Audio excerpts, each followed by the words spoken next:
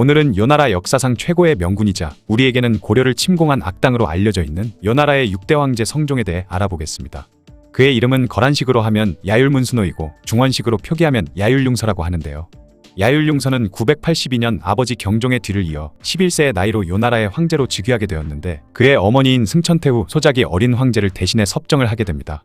요나라 입장에서는 그나마 다행이었던 것이 성종의 어머니 소태후는 생각보다 더 유능한 인물이었다고 하죠. 소태후는 섭정 기간 동안 능력 있는 인재를 기용하고 여러 제도를 개혁하면서 행정의 효율을 높이는 등 요나라의 국력을 키우는 동시에 나라 밖으로는 직접 군사를 이끌고 출정해서 송태종의 대군을 격파하기도 했습니다.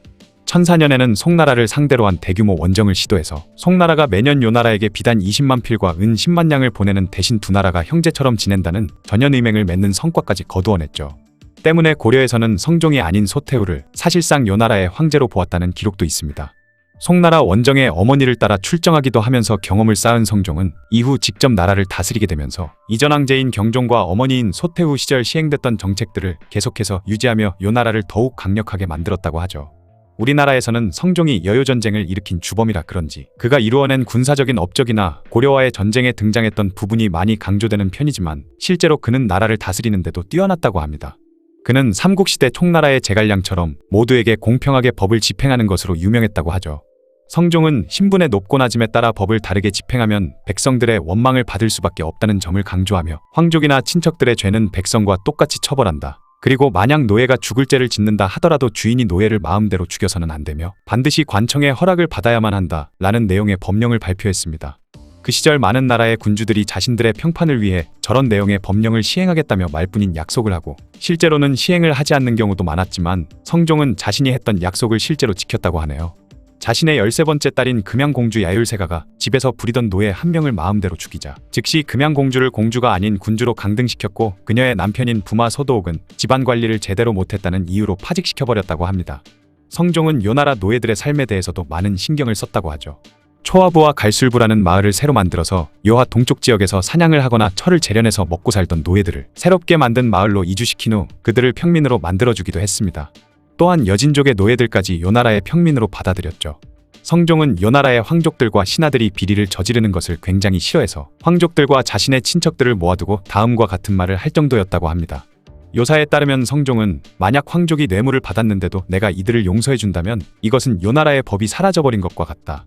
때문에 만약 황족이 뇌물을 받았다는 사실이 알려지면 나는 즉시 그 사람을 평민으로 강등시켜 죗값을 치르게 할 것이다 라는 선언을 했다고 하네요. 비리를 저질렀다가 걸린 탐관오리는 한번 파직하면 죽을 때까지 다시 관리가 될 수 없었으며 반대로 청렴한 관리들은 낮은 지위에 있어도 파격적인 승진을 시켜주기도 했습니다. 성종은 거란의 백성들이 너무 많은 세금에 힘들어하지 않도록 제도를 개선하기도 했죠. 백성들을 황무지를 개간의 농지로 만드는 작업에 투입하면서 이들에게는 10년간 세금을 면제시키는 큰 혜택을 주었으며 집안대대로 농사를 지어온 평민들에게는 그 땅을 실제로 소유한 주인이 평민들 대신 소장료를 내도록 하는 등 백성들이 낼 세금을 최대한 줄여주려 노력했습니다.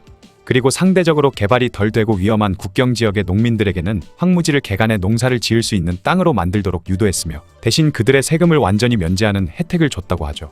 성종은 그전까지 싸움을 좋아하고 다른 나라를 약탈해대며 유목민족의 티를 벗지 못한 거란에 체계적인 제도를 만들고 엄격한 법으로 나라를 다스리는 법치주의까지 실현해내면서 거란이 제대로 된 국가의 모습을 갖추는데 큰 공을 세웠습니다.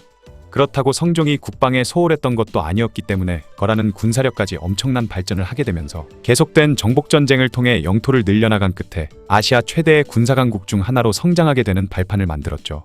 성종은 강력해진 군사력을 바탕으로 직접 군대를 이끌고 원정을 나가서 서쪽으로는 티베트와 위구르 지역 그리고 동쪽으로는 고려에 맞닿을 정도로 영토를 늘려나갔습니다. 또한 남쪽에 있는 북송과도 자주 전쟁이 벌어졌는데 그때마다 성종은 계속해서 승리를 거두면서 황하이부까지 요나라의 영토로 만드는데 성공을 하게 되는데요. 그렇게 요나라의 영토를 크게 확장시킨 성종이었지만 이상하게도 고려와의 대결에서는 별로 힘을 쓰지 못했다고 합니다.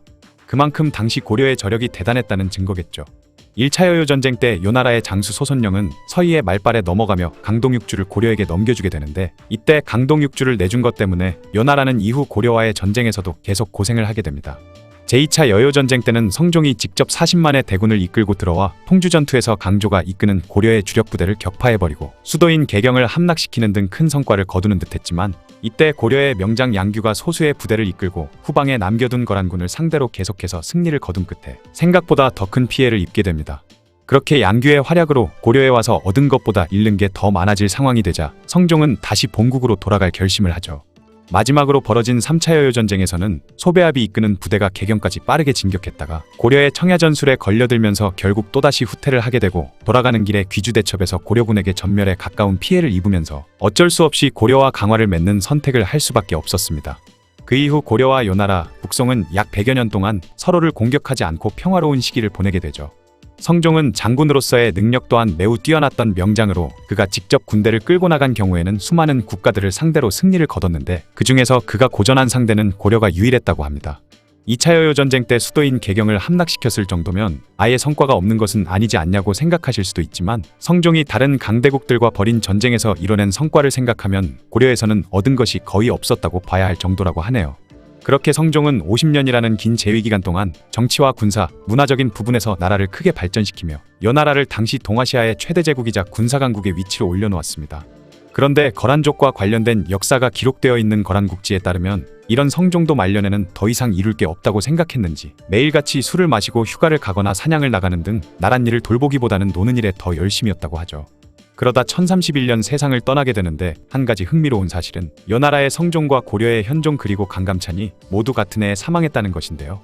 고려의 현종이 1031년 5월에 세상을 떠났고 성종은 그 다음 달인 6월에 죽었으며 강감찬은 그 해 8월에 세상을 떠났다고 합니다. 비록 말년에 사치를 부리는 모습을 보이기는 했지만 그전까지 그가 세운 업적이 워낙에 뛰어났던 덕분인지 요사에서는 거란의 황제들 중 훌륭한 이름을 남긴 황제는 오직 성종뿐이다 라는 평가를 내릴 정도였다고 하네요.